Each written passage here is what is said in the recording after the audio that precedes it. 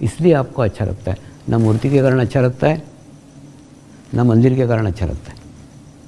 अब प्रश्न आता है तो क्या मंदिर में नहीं जाना चाहिए? नहीं जाना चाहिए ना। मंदिर प्राइमरी है। देखिए आध्यात्मिक भी कक्षा है ना, primary, middle, high school, college, तो ये प्राइमरी है। लेकिन मंदिर में भी जाओ ना, तो मंदिर में कुछ मांगने के लिए मत जाओ। उस मंदिर की ऊर्जा ग्रहण करने के लिए जाओ, उसकी एनर्जी ग्रहण करने के लिए जाओ। कुछ नहीं, शांत चित्त होकर के बैठो, सिर्फ बैठो, शांत चित्त होकर के बैठो।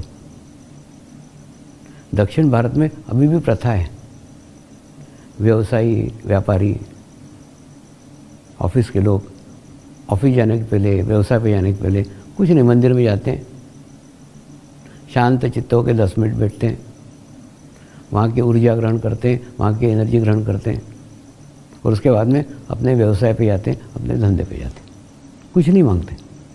एक्चुअली मंदिर जाने का सही तरीका यही है। और हमने ना वहाँ जा कर के मांग मांग के ना वो मंदिर का भी एनर्जी ख़राब कर दिया। मैं आपको बताता हूँ।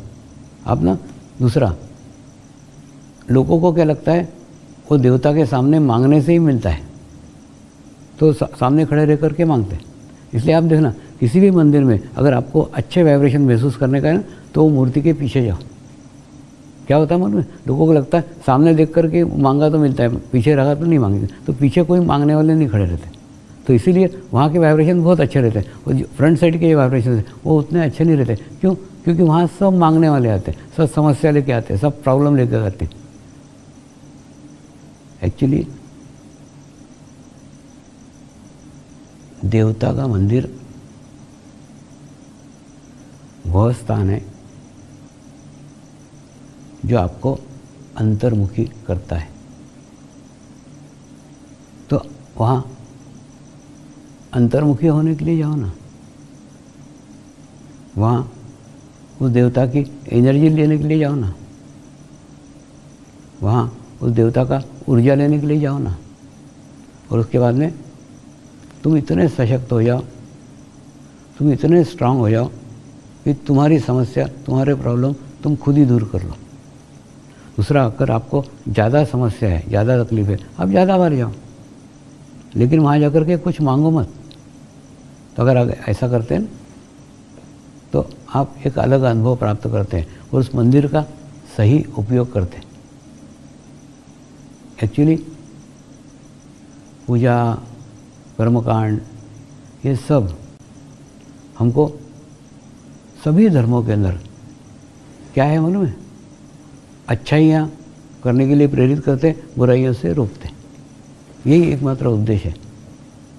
लेकिन कर्म मुक्त अवस्था केवल योग के माध्यम से, केवल ध्यान के माध्यम से ही प्राप्त हो सकती है।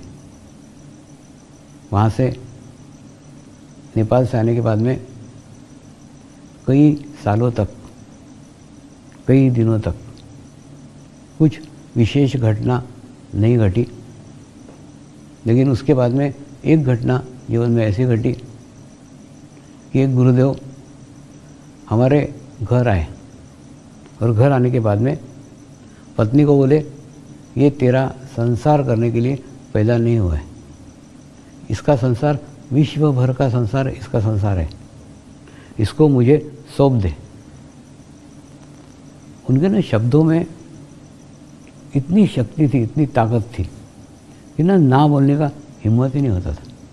उसके बाद में पत्नी भी तैयार हो गई और पत्नी बोली, इनके साथ जा तो रहे हो, लेकिन पूरा ज्ञान सीख कर के आओ, पूरा नॉलेज सीख कर के आओ, ऐसे अधूरा छोड़ कर के वापस मत आना, मैं आपके नाम पे पूरा जीवन काट लूँगी। तो कहने का अर्थ, ऐसे एक के बाद एक अनेकों गुरु इस मार्ग में आए, इस रास्ते में आए। और दूसरा, वो गुरुओं के रूप अलग अलग थे, उन गुरुओं का रंग अलग अलग था, लेकिन मेरा चित्त कभी उनके रूपों पे, उनके रंगों पे, उनके स्थिति पे नहीं गए, उसके अंदर से बहते वाले चैतन्य पे रहा। तो आपका चित्त कहाँ पे रखते हो उसके ऊपर ही निर्भर है। मनुष्य का ना स्वभाव है, वो बोलता है नल आया। वास्तव में नल आता है क्या? नहीं आता। नल तो वहीं रहता है, नल को पानी आया रहता है, लेकिन हमको भौतिक चीज़ पकड़ने की आदत है, तो उसके कारण हम बोलते हैं कि नल आया। नल नहीं आता, पानी आते रहता है। तो हमारा चित्त नल पे नहीं, हमारा चित्त उसके भीतर से बहने वाले पानी के ऊपर होना चाहिए। और दूसरा, पानी तो एक ही है ना, नल अलग अलग हो सकते हैं। देखिए, जो नल है ना, नल का आकार है, पाइप का आकार है, और पाइप का जो आकार है वो आकार ही उसका गुण है और वही उसका दोष है। पाइप का आकार है इसलिए वो उसका गुण है, क्योंकि वो आकार के कारण ही हमारे तक पानी पहुंच सकता है। ठीक उसी प्रकार से वही उसका दोष है। दोष है यानी अगर लोहे का होगा तो जंग लगेगा, अगर कपड़े का होगा फटेगा, प्लास्टिक का होगा टूटेगा। यानी जो आकार है वो आकार ही उसका गुण है, वो आकार ही उसका दोष है। हमारा चित्त उस पाइप के आकार की ओर नहीं होना चाहिए, हमारा चित्त उस पाइप में से बहने वाले वाइब्रेशंस पे होना चाहिए, चैतन्य में होना चाहिए। ठीक इसी प्रकार से हमारा चित्त भी गुरु के शरीर के ऊपर नहीं होना चाहिए।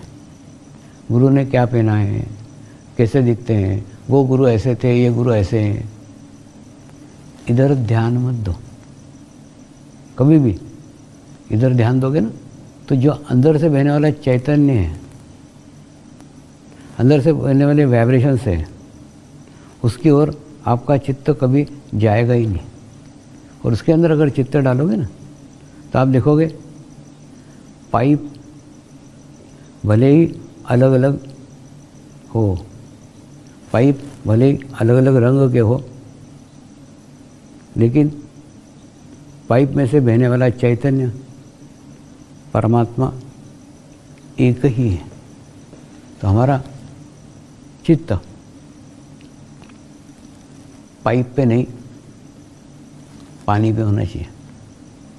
दूसरा, कई लोग मन और चित्त को समझ नहीं पाते, दोनों को एक ही समझते हैं।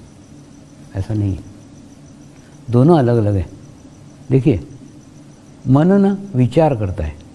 जैसे आपको रेलवे स्टेशन जाने का विचार आया, पहले विचार करता है, और उसके बाद में वो विचार पे सवार होकर चित्त रेलवे स्टेशन पहुंच जाता है। यानी मन वाहन है और चित्त उसका ड्राइवर है। तो कहने का मतलब पहले विचार आता है, और विचार आने के बाद में फिर हमको चित्त आता है, और चित्त विजुअलाइज करता है। मन ने विचार किया रेलवे स्टेशन जाने का, तुरंत चित्त ने आपको रेलवे स्टेशन दिखा दिया। तो चित्त आपको दिखाता है, मन आपको विचार करने का प्रवृत्त करता है। तो मन अलग है और चित्त अलग है। चित्त की ना सही सीधी व्याख्या अंग्रेजी में की नहीं जा सकती, वैसे समर्पण की व्याख्या भी की नहीं जा सकती। कुछ कुछ शब्द ऐसे हैं जिसको व्याख्या में बांधा नहीं जा सकता। वैसे ही चित्त है, चित्त को भी बांधा नहीं जा सकता।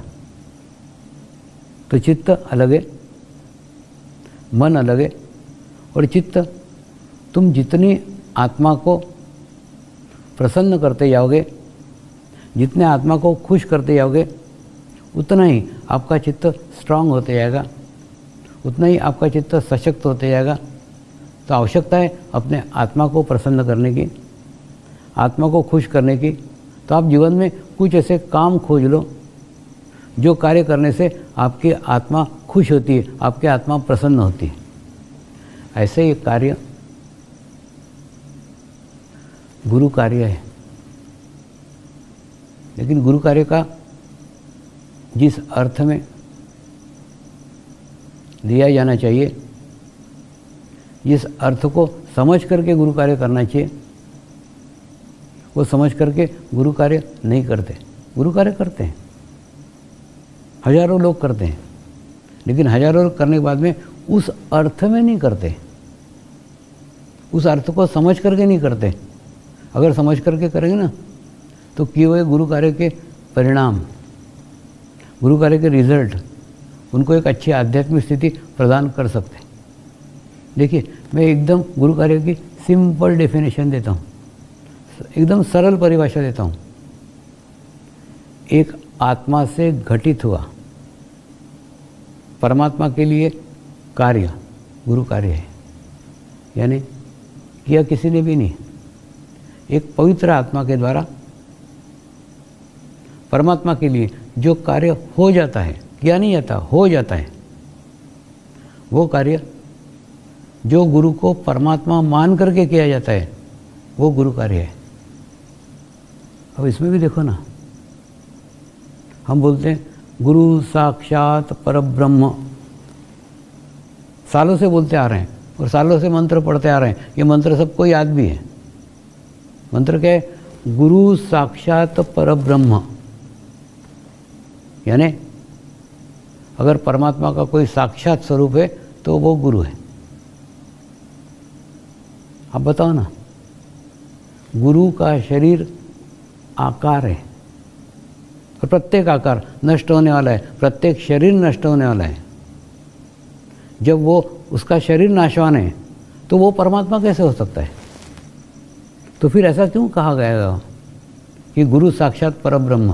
क्यों कहा गया होगा? थोड़ा सोचो ना, थोड़ा विचार करो। गुरु तो देहधारी है, आज है कल नहीं रहेगा, उसका देह आज न कल नष्ट होने ही वाला है। और परमात्मा तो अविनाशी है, वो कभी नष्ट ही नहीं हो सकता। तो फिर गुरु को साक्षात परब्रह्म क्यों कहा है? ये मंत्र तो हमने कई बार सुना, ये मंत्र तो हमने कई बार बोला, लेकिन उसके अर्थों को जाना क्या? उसका सही अर्थ है, गुरु का शरीर परमात्मा नहीं है, गुरु का शरीर पाइप है और उसके भीतर से बहने वाला चैतन्य, उसके अंदर से बहने वाला परमात्मा का चैतन्य, वो परमात्मा है। तो गुरु एक माध्यम है जिसके माध्यम से परमात्मा बहता है। इसीलिए गुरु को गुरु साक्षात परब्रह्म कहा गया है। तो गुरु को क्यों कहा गया है?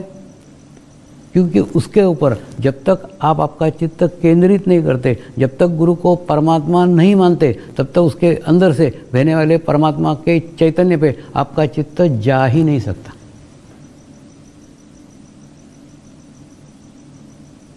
गुरु अपने जीवन काल में एकदम सरल रहते हैं, आसान रहते हैं, लेकिन यही आसान होने के कारण कई बार उनके आसपास एक माया का आवरण रहता है और वो माया के आवरण के कारण ही गुरु को पहचानने में बड़ी भूल हो जाती है। देखिए, गुरु का स्वभाव रहता है सबको प्रेम करना और बिना अपेक्षा से सबको एकदम शुद्ध प्रेम सबको करते रहते हैं। लेकिन जैसे ही आप उसके करीब जाते हो, आप उसके पास जाते हो, तो आप भी उस प्रेम के पात्र हो जाते हो, आपको भी वो प्रेम मिलता है। बस यही तो धोखा है। देखिए, आप समझ जाते हो गुरु मेरे को बहुत चाहता है, गुरु मेरे पे बहुत कृपा करता है, गुरु मेरे को बहुत पसंद करता है, मैं गुरु के बहुत करीब का हूँ। कुछ नहीं है रे बाबा, गुरु के सब करीब के, वो सबको प्रेम करते हैं, सबको चाहते हैं। चाहना गुरु का स्वभाव है, प्रेम करना गुरु का स्वभाव है। ये स्वभाव ही माया है जो सबके लिए करता है। तो लेकिन तुमको लगता है तुम्हारे लिए कर रहा है, तुम्हारे लिए कुछ नहीं करते रहता है, वो करना उसका स्वभाव है। जिस प्रकार से पानी का स्वभाव है बहना, अग्नि का स्वभाव है जलना, वैसे गुरु का स्वभाव है प्रेम करना। वो सबको समान रूप से एक जैसा प्रेम करता है। लेकिन गुरु, विशेषकर जीवंत गुरु, तत्काल फल देने वाला रहता है। कैसे? जैसे चंद्रमा की रात में एक प्रेमी जो अपनी प्रेमिका से बिछड़ा हुआ है, वो अगर चंद्रमा की रात में जाएगा ना, तो वो चंद्रमा उसको और दुखी कर देगा। आप देखो, जितने ही विरह के गीत बने हुए हैं सब दुखी प्राणियों से लिखे हुए हैं। उन्होंने वो दुख को अनुभव किया और दुख को शब्दों में व्यक्त किया। तो एक चंद्रमा एक व्यक्ति को, दुखी व्यक्ति को और दुखी कर देता है, और उसी प्रकार से एक पति पत्नी खुश होकर के, प्रसन्न होकर के अगर चंद्रमा की रात में जाते हैं तो और खुश हो जाते, और प्रसन्न हो जाते। चंद्रमा एक को दुखी करता है, एक को प्रसन्न करता है। ये ऐसे दो कार्य एक साथ कैसे कर सकता है? इसका अर्थ है जो आप देते हो उसको वो मल्टीप्लाई कर देता है, उसको बढ़ा देता है। अगर आप चंद्रमा के साथ में जाओगे और दुख का अनुभव करोगे और दुख कर देगा। अगर खुश होकर जाओगे, प्रसन्न होकर के जाओगे और प्रसन्न कर देगा। ठीक उसी प्रकार से गुरु के पास में वर और शाप जैसा कुछ नहीं होता। क्या होता है मन में? अगर आपने अच्छा भाव रखा तो वो आपको अच्छा भाव वृद्धिगत करेगा, आपने बुरा भाव रखा आपको बुरा भाव वृद्धिगत, वो कुछ नहीं करता, ये ऑटोमेटिकली होता है। कर्ता भाव के परे गुरु जाता है, इसीलिए तो वो माध्यम कहलाता है। करता हुआ समझ जाए वो कुछ नहीं कर सकता। जैसे कई बार माध्यम को कई साधक, कई साधिकाएं बोलते, स्वामी जी हम पे कृपा करो, स्वामी जी हम पे मार्गदर्शन करो। कृपा या मार्गदर्शन कोई ऐसी चीज़ है क्या जो भौतिक चीज़ है जो दी जा सकती है? नहीं, वो भीतर रहती है, अंदर रहती है। उन्होंने बताए मार्ग, उन्होंने बताए रास्ते पे आप चलो तो ऑटोमेटिकली सारी कृपा बरसते चली जाएगी। ये जो आधे घंटे का मेडिटेशन है ना, आधे घंटे का मेडिटेशन आपको जीवन के उस मुकाम पे पहुंचा देगा जहां आपके जीवन में पाने के लिए कुछ भी नहीं रहेगा। एकदम तृप्त, एकदम समाधानी, जीवन सार्थक हो जाएगा। मैंने मेरे जीवन में सब कुछ प्राप्त कर लिया। ये स्थिति आपको केवल ये आधे घंटे का ध्यान पहुंचा सकता है।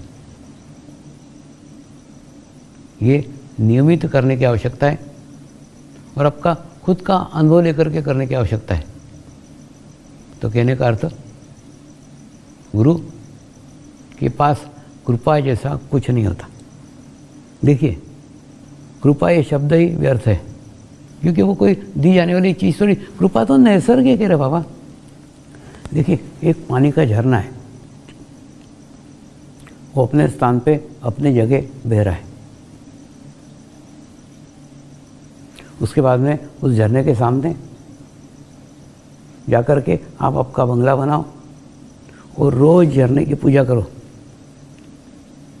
रोज़ झरने का आरती करो, रोज़ झरने का जाप करो कि हे झरने देवता मुझे निला दो, मुझे निला दो, मुझे निला दो। तो आप बताओ ना, वो झरना उसका स्थान छोड़ करके, झरना उसकी जगह छोड़ करके आपके घर में निलाने को आएगा क्या? नहीं। वो झरना अपनी सीमा के साथ बंधा हुआ है,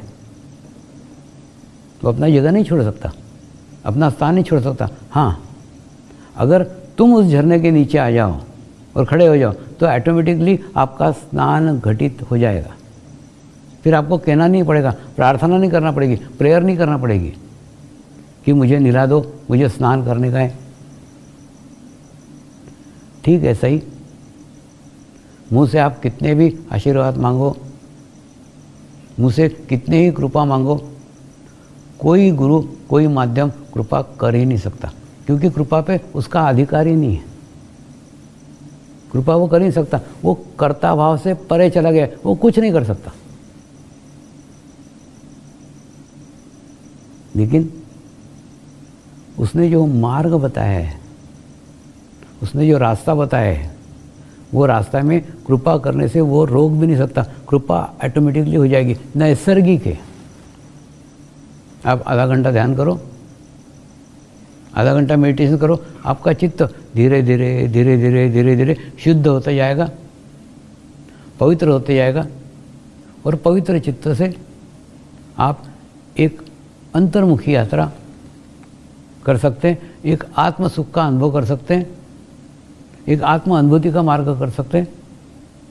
लेकिन इसके लिए नियमित ध्यान साधना की आवश्यकता है। इसके अंदर चमत्कार जैसा, मिरेकल जैसा कुछ भी नहीं है।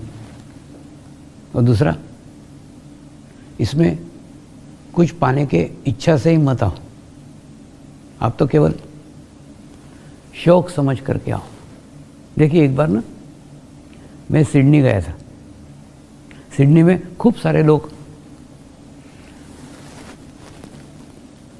फुटबॉल का मैच देखने गए।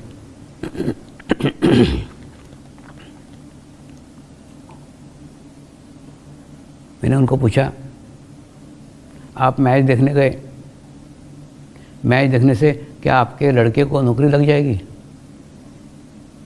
मैच देखने से क्या आपके लड़के की शादी हो जाएगी? बोले समझिए नहीं। फिर मैंने उनको पूछा, फिर मैच देखने क्यों गए? तो उन्होंने कहा, मैच देखना हमारा शौक़ है, इसलिए हम मैच देखने गए। बस ठीक ऐसा ही आप ध्यान को भी शौक़ बनाओ। ध्यान से कोई अपेक्षा मत करो कि ध्यान करने से तत्काल कुछ मिल जाएगा।